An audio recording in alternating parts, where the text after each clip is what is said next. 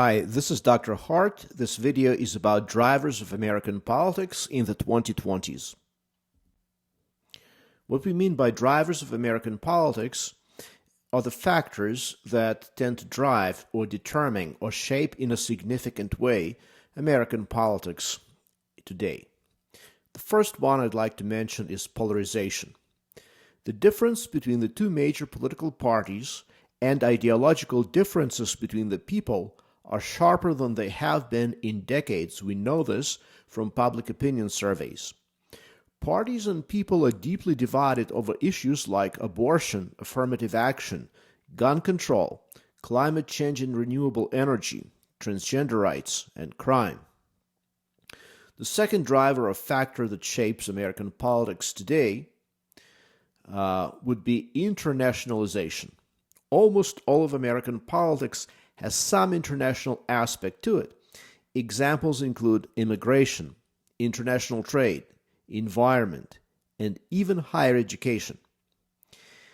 Even more starkly, both major political parties support some form of economic globalization. So both Republicans and Democrats, under various ideological guises and various types of rhetoric, actually support economic globalization. Things like outsourcing and immigration. Factor number 3 is disengagement of the young. Young voters, typically defined as those between 18 and 29, vote at low rates and have less interest in politics than older voters. Now, this itself is not new. This was also present during last decade and the decade before, but we certainly do know that this trend is important, even though it's persistent, it's been here for a while, it still remains important, and it shapes significantly how power is distributed in society in the United States. Older people have more power because they are much more actively engaged in politics. Factor or driver of American politics number 4 is the increasing power of women. We'll have a whole lecture dedicated to the growing influence of women from the 19th century to the present. But what I'd like to mention for right now is women have acquired more power because they have acquired more education, more status, and more wealth over time. So women attend and graduate from college at greater rates than men. They're also moving into positions of authority in very significant numbers, making up a majority of some state legislatures. For example, in Nevada. Nevada was the first one in the Union in American history where women constituted a majority of state legislators. Then Colorado was also a state like that for a while, and there's a significant number now of women governors and a growing number of women among CEOs of large corporations. So while most political power is still controlled by men, and men are definitely the majority of members of Congress, the majority of Fortune 500 CEOs, nevertheless, the pattern and the trend are definitely there. Women are increasing in power. 5 is new demographic realities. By 2024, there were at least 5 majority-minority states in the United States. These are the states in which the majority of people are minorities. These states are California, Texas, New Mexico, Nevada, and Hawaii. This trend is not expected to stop. There will be more majority-minority states in the coming decades. Now, the next driver of American politics today would be labor shortages in the majority of states. Most economists put full employment at 5% unemployment rate. Some may put it somewhere between 4% and 5%. And what we see today is in the vast majority of states in the United States, the unemployment rate is below 4%. So by the end of 2023, about 38 states had unemployment rate below 4%. So that below 4% signals labor shortages for sure. And many states also have unemployment rate even below 3%.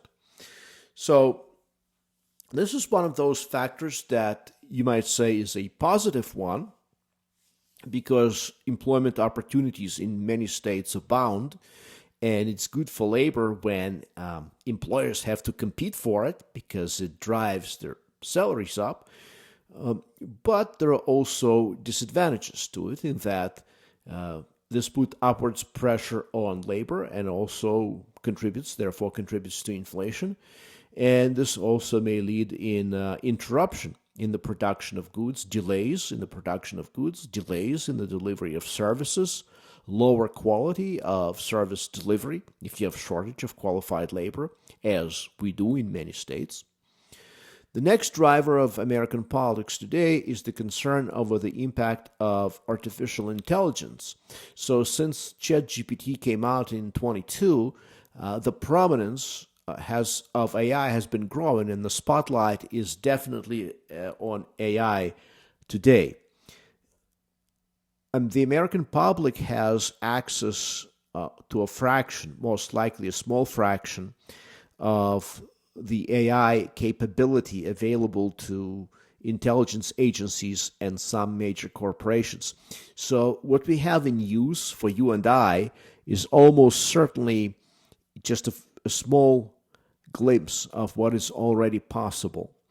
And as technology continues to advance, the power of AI in society will become more prominent, causing even more concern over it. Number 7 is the wealth gap. So by the end of 2023, you had about 9% of American adults who were millionaires. That's 22 million people. That's a lot. And it's typical, by the way, this number is typical of the percentage of millionaires in economically advanced countries. So from Denmark to the United States, from Singapore to Switzerland, the percentage of adults who are millionaires is approaching 10%. In most countries, it's a bit lower than 10, and in some countries like Luxembourg or Switzerland or Liechtenstein, Monaco, it's somewhat greater than 10. So the average is just about 10. And of course, this is not necessarily a good news because of the contrast that these millionaires provide with approximately 38 million people who live in poverty. And I would say that that figure is probably lower than it should be. So about 12.4% of the American population live below the official poverty line. So if millionaires are 9% of the population, 12.4% live in poverty. And that's 38 million people living in poverty. That's a lot. Driver number 8 is the inability of national and state governments to control costs in critical areas of society and the economy.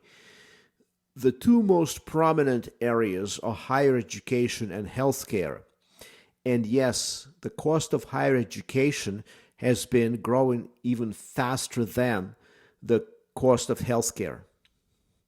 So institutions of higher education also began to come under close scrutiny over testimony that a number of university presidents gave to Congress in the wake of controversy over protests of what's going on in the Middle East and controversial answers that these university presidents provided to Congress, revelations of plagiarism, etc.